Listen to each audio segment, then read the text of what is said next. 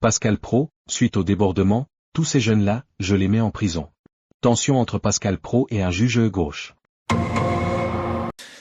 Moi, je trouve qu'il y a beaucoup de tristesse. Je ne peux pas vous dire autre chose parce que c'est une question de mœurs, c'est une question de société. Qu'avons-nous fait de notre France ? Voilà. Qu'avons-nous fait de la France ?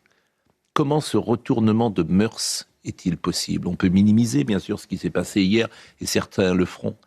Mais c'est tellement triste, c'est tellement lamentable. Tout ce que ces gens la touchent, ils le détruisent. La joie est devenue destructrice. La joie est devenue destructrice dans ce pays.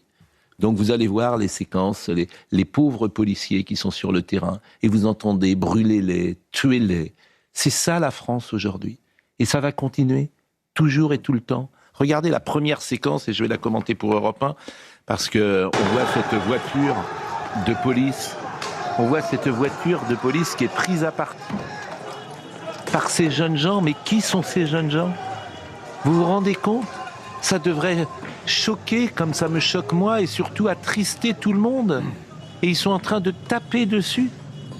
Alors c'est une minorité, cette minorité évidemment c'est pas toute la France, mais on la laisse agir sans rien dire et on s'habitue. J'ai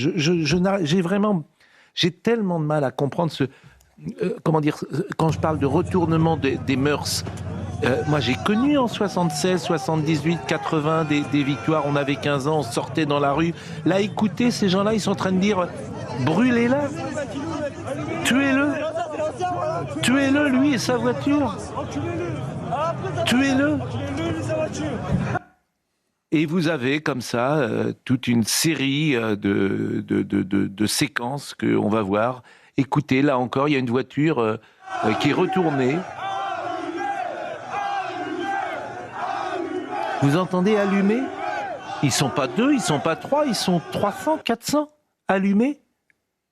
Et ce matin, je ne veux pas dire que personne ne dit rien, si quand même, les médias rapportent ça. Ça, c'est sur le périph'. Tout ce qu'ils touchent, ils le détruisent. Tout ce qu'ils touchent, ils le détruisent. Ces jeunes gens, alors je ne sais pas qui ils sont d'ailleurs, je ne sais pas d'où ils viennent, je ne sais pas que font-ils, je ne sais pas comment ils ont été élevés. Je ne sais pas ce qu'est la France d'aujourd'hui. Regardez-les, que des hommes, hein. Que des hommes. Il n'y a pas une femme. Que des hommes. Et il y a encore des séquences de mortiers.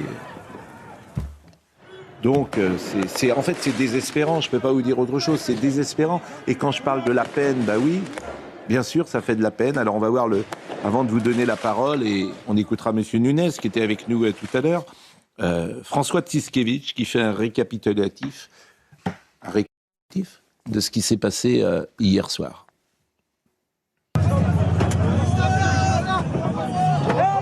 Sur la place de la Concorde, une voiture et son conducteur sont attaqués par une dizaine d'individus.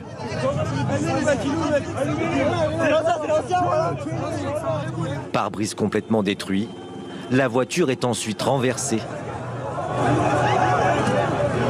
Scène surréaliste. Des dizaines de jeunes réclament qu'on lui mette le feu en utilisant l'essence au sol.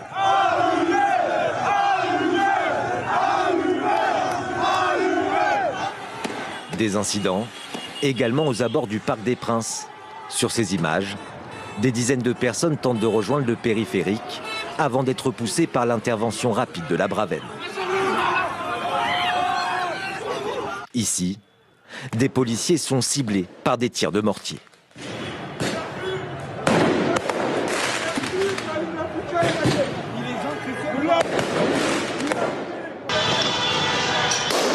Même scène sur la place du Trocadéro.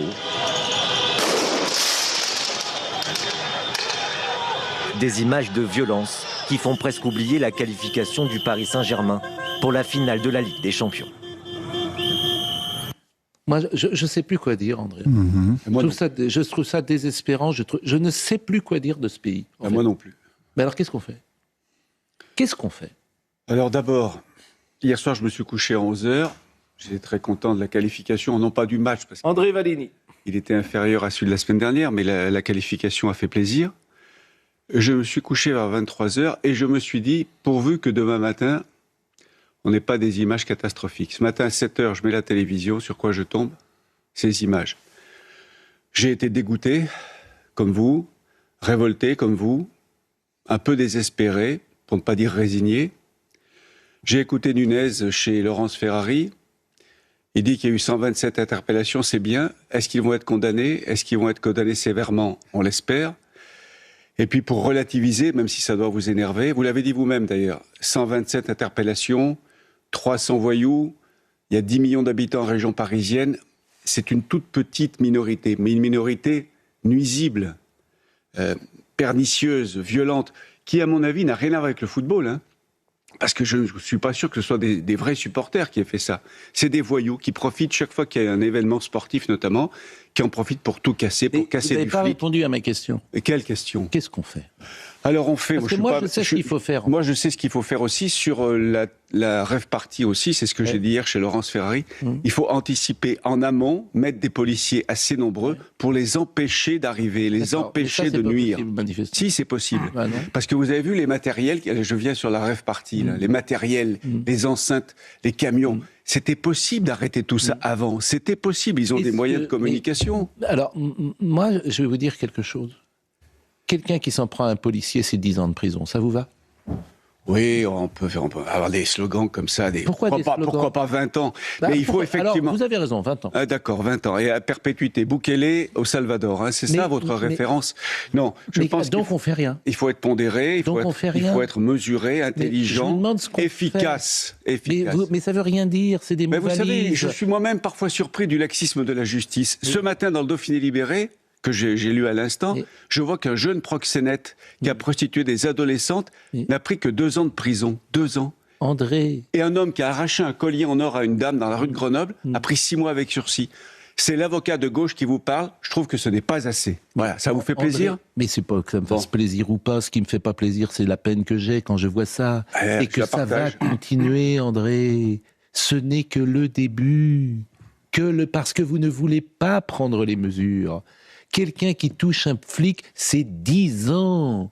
Ça ne vous arrivera jamais, ça ne m'arrivera jamais, ça arrivera à personne d'ici. Est-ce que ça vous va? Non. Pourquoi vous ne voulez pas mettre tolérance zéro? Pourquoi? Qu'est-ce qu'il y a dans votre cerveau qui n'est pas dans le mien, qui fait que moi, je dis on touche un flic, c'est 10 ans, et que vous dites non? Ça m'intéresse. Vous savez que les peines sont déjà aggravées en cas d'atteinte aux forces de l'ordre et aux agents de l'autorité publique. Je vous mets une peine planchée. Qu'est-ce qu'il y a dans votre cerveau, je le répète que je n'ai pas dans le mien, qui vous fait avoir, pour ceux qui attaquent des flics, une tolérance que je n'ai pas? Tolérance zéro, je suis d'accord, oui. Avec une peine sévère, je ne sais plus quelle est l'échelle des peines pour une atteinte à l'autorité. Si, il y a une échelle des peines, bien sûr que si. Il y a un code pénal, heureusement. Non, mais ce qui s'est passé l'an dernier, ce qu'on peut rappeler simplement sur les images de la finale de la Ligue des Champions à Paris, rappelez-vous, le ministre de la Justice, garde des Sceaux, Gérald Darmanin, à l'époque, s'était lui-même ému des comparutions immédiates où il y avait peine avec sursis, travaux d'intérêt général. Qu'est-ce qui s'était passé après ça? Les plus hauts magistrats de France étaient tous répandus dans la presse pour dire à quel point la justice devait être indépendante et les peines prononcées avaient été faiblardes. Deux choses pour rétablir l'ordre dans ce pays. Rétablir la loi anti-casseurs, que je sache, sous Pompidou, on n'était pas un pays fasciste. Que je sache, elle existait. C'était sous Georges Pompidou. On n'était pas un pays fasciste.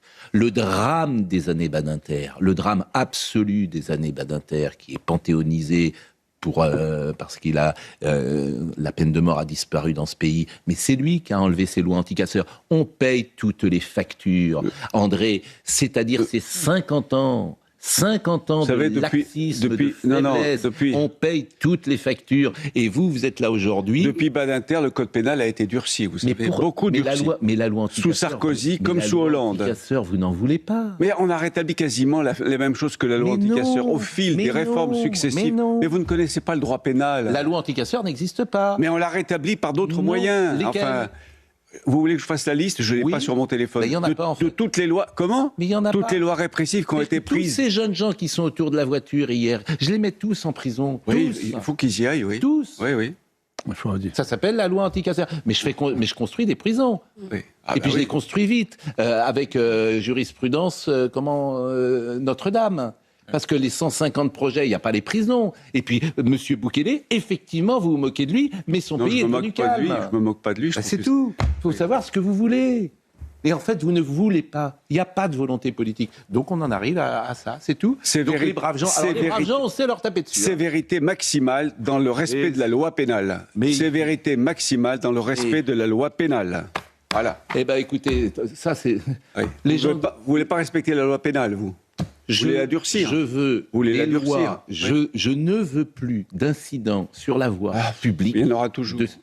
Ah ben, Il y en aura toujours. Vous voulez que je vous Il y a montre... toujours eu des voyous. Vous voulez que je vous montre comment dire, quand Robert Herbin, Oui, je me souviens. avec Saint-Étienne, a défilé sur les Champs-Élysées en 76? Bien sûr. Pas une interpellation, pas un mouvement. Comment vous expliquez ça? C'était dans la journée, c'était un défilé de victoire. Je pense que si c'était un défilé de défaite en plus. de défaite contre le Bayern. Oui, c'était le lendemain. Mais si le PSG gagne à Budapest contre les Arsenal, il y aura un défilé dans la journée et je pense que ça se passera bien. La journée, ça se passe mieux. Il y a eu des débordements après la victoire. Déjà, l'an dernier, quand le PSG a remporté la Mayalène Prémollet.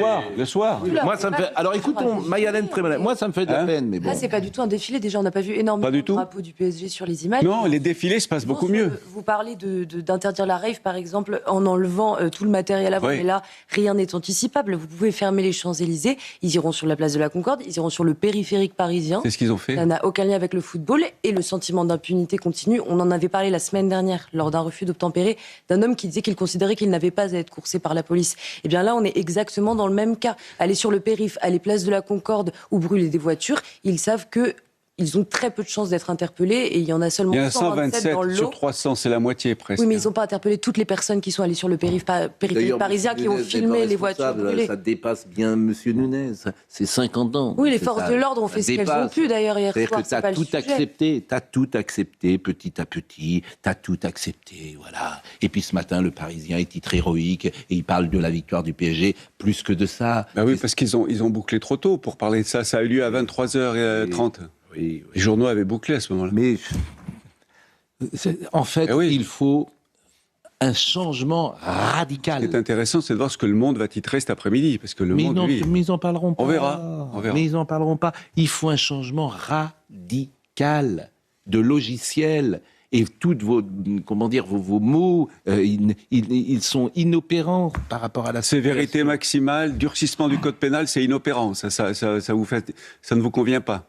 Sévérité maximale et durcissement du code pénal si nécessaire. Ça ne veut rien dire, sévérité maximale, puisque quand je vous dis 10 ans, vous dites non. 10 ans, la première chose que vous dites, ça me paraît beaucoup. Eh ben non, moi je trouve que c'est pas assez. 5 ans, c'est déjà pas mal. Donc je suis désolé de vous le dire, c'est pas assez. Oui. Vous touchez un flic dans ce pays, c'est 10 ans. Et c'est pas assez. Et croyez-moi, vous en ferez 3 ou 4, et après ça calmera tout le monde. Peine plancher. On ne touche pas aux flics dans ce pays. On est d'accord, oui. Non, vous n'êtes pas d'accord, en fait. Si, pour pas toucher aux flics. Vous n'êtes pas d'accord, puisque vous ne voulez pas mettre des peines planchées. Vous ne voulez pas. C'est plus fort que vous. Il y a un principe d'individualisation des peines dans le code pénal de toutes les démocraties. C'est pas vrai. Individualisation des peines. Mais c'est pas vrai pour le. Non, pas chez Bukele, vous avez raison. Non, c'est pas vrai non plus pour le code de la route, que je sache. Les individualisations des peines, ce que vous dites n'est pas vrai. Quand vous êtes code de la route, tout le monde a la même peine, c'est 4 points quand je brûle un feu. Ce que vous dites est faux. Je suis désolé de vous le dire. Si vous brûlez un feu, si je brûle un feu, s'il brûle un feu, on a la même peine. Non. Ben oui, c'est 4 points. Il y a des vélos qui brûlent les feux toute la journée. C'est 4 points. Donc même ce que vous dites n'est pas juste, André. Et vous savez l'estime que j'ai pour vous et l'amitié que j'ai pour vous. Et ça m'ennuie de vous contredire. Les peines planchées, mises en place sous Nicolas Sarkozy puis supprimées sous François Hollande, imposaient des minimums de peine pour certains récidivistes, tout en laissant aux juges une possibilité d'y déroger. Le débat reste très ouvert sur leurs effets réels.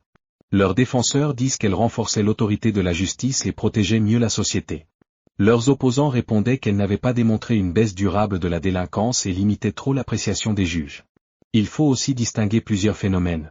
La criminalité globale, les violences urbaines, le vandalisme, les tensions avec les forces de l'ordre, le sentiment d'insécurité. Tous n'évoluent pas forcément de la même manière ni pour les mêmes raisons. Les réseaux sociaux, les trafics, certaines fractures sociales, la visibilité médiatique des violences ou encore la pression sur les institutions jouent aussi un rôle dans le climat actuel.